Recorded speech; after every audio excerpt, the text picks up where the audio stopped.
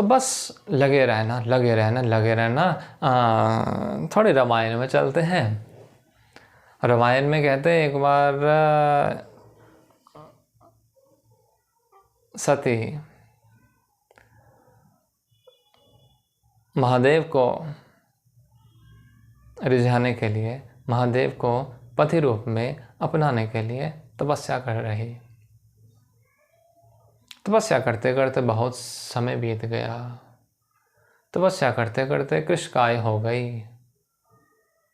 बहुत दिक्कत हो रही। देवर्षि नारद आए समझाएं, माँ आए समझाएं, पिता आए समझाएं, पर सती तो मानने को तैयार नहीं है। अब सती खुद तो राजकुमारी है, पर क्या उनके मन में आया होगा कि मैं तो जा कर के थोड़ा, चलो नहीं मिलते तो ठीक है, अपना कोई दूसरा ढूंढ ले। नो नो नो, एक बार यदि ध्यान लिया तो ध्यान लिया।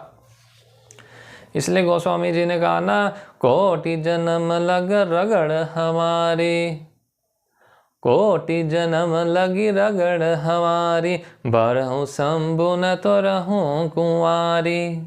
भरूंगी तो शंभु को ही भरूंगी, उस शिव को ही भरूंगी, नहीं तो मैं कुंवारी रह जाऊंगी। बस पाना है तो शिव को ही पाना है। इसी तरह से मंत्र को जब तक मूर्त से मूर्त रूप ना कर लिया जाए तब तक रुकना है ही नहीं। करते जाना है, करते जाना है, करते जाना है, और खुद ईश्वर तुम्हारे साथ होगा, इतना याद रखिएगा। एक तुम्हें छोटी सी कहानी सुनाता हूँ। एक बार एक व्यक्ति था। व्यक्ति रोज जाया करे तो उसके साथ पीछे पीछे 2 पग और भी चला करते थे। तो जैसे जैसे व्यक्ति जाया करे पीछे पीछे पग भी चला करें। तो एक बार उसने पीछे देखा तो उसने पाया कि मेरे तो राम जी ही मेरे साथ चल रहे हैं। तो बहुत खुश हुआ। भक्त रास्ते बहुत खुश हुए, कहते कि मेरे साथ तो मेरे भगवान चलते हैं रोज। एक दिन क्या हुआ, उसका एक्सीडेंट हो गया।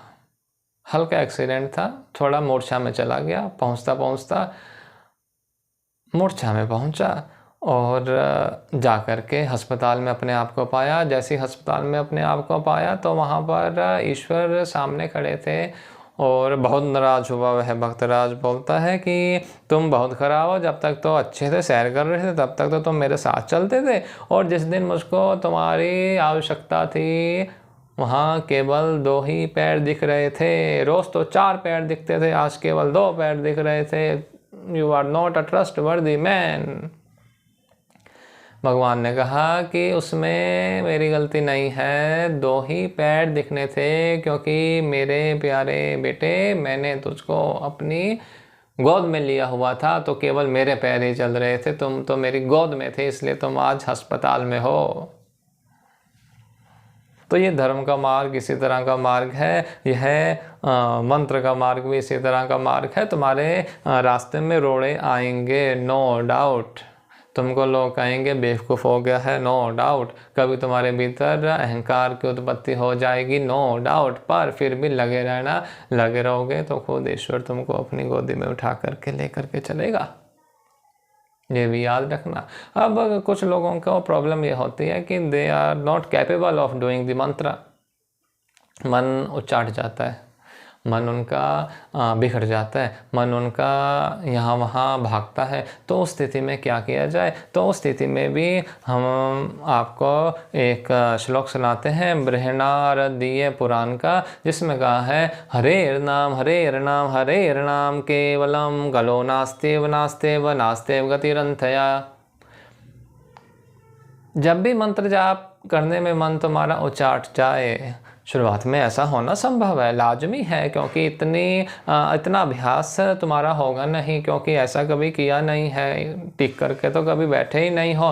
तो ऐसा संभावना होना बहुत कॉमन है कि मन नहीं लग रहा। तो उस केस में क्या करो, सबसे पहले कीर्तन करो, क्योंकि कलयुग केवल नाम आधारा, सुमिर सुमर नर उतर ही पारा। गोस्वामी तुलसीदास। तो कीर्तन में लग जाओ, अपना म्यूजिक चला लीजिए और या कुछ म्यूजिकल इंस्ट्रूमेंट प्ले कीजिए और खूब कीर्तन करो, खूब कीर्तन करो, खूब कीर्तन करो। जैसे जैसे तुम्हारा कीर्तन गहरा होता जाएगा वैसे वैसे तुम पाओगे कि तुम्हारे मन की जो वृत्ति है, जो बाहर जा रही है वह अंतर आना शुरू हो गई।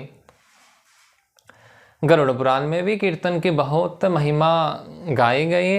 गरुड़ पुराण में कहा गया, यदिच्छसि परमं ज्ञानम ज्ञानाचा परमं पदम तदा यत्नेन महता कुरु श्री हरि कीर्तनम, श्री हरि कीर्तनम, श्री हरि कीर्तनम। भागवत पुराण में आया, कृते यध्यायतो विष्णुं त्रेतायां यजतो मुखै द्वापरे परिचर्यायां कलो तद्वरि कीर्तनात्। कहते कि सतयुग में भगवान को ध्यान से, त्रेता में यज्ञ से, वे द्वापर में पूजा अर्चना से पाया जाता था, पर इस कलयुग में तो केवल उसके नाम का गुणगान नाच गान करते करते भी तुम ईश्वर को पा सकते हो। पर अगेन बोल दूं, that's the primary stage.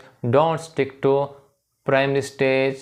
Try to uplift yourself and elevate your level to move towards mantra sadhana. Otherwise you will not get any benefit. Mind it.